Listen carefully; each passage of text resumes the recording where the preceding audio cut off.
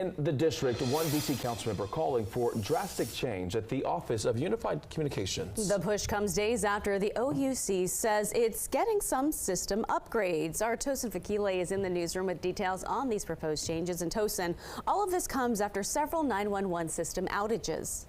Yeah, that's correct. City officials say there have been about 18 incidents of DC's 911 system shutting down since December of last year. Some of the drastic changes, her words, that Councilmember Brianne Nadeau is calling for, she says, must go beyond fixing technology issues, but also calls for leadership changes. Now, if you remember, a baby died while the system shut down earlier this month. City officials say 8 of the 18 incidents of the 911 system going down had some pretty significant effects. A 22-point plan to address the computer-aided dispatch outages has been put in place. But Councilmember Nadeau says that's good, but a more urgent and broad response is needed. Some of her proposals include the council passing her legislation to separate fire and EMS calls from police calls and have those calls managed by a call center staffed by the fire and EMS department. She supports the call from more than 100 ANC members for an independent review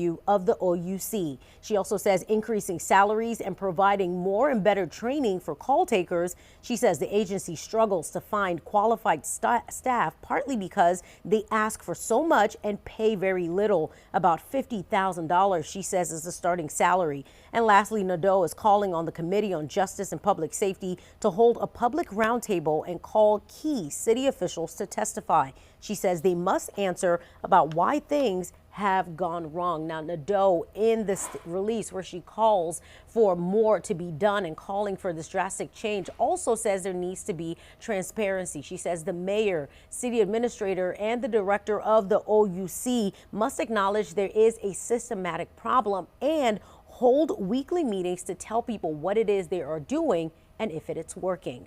In the newsroom, I'm Tosin Fakile. Back to you.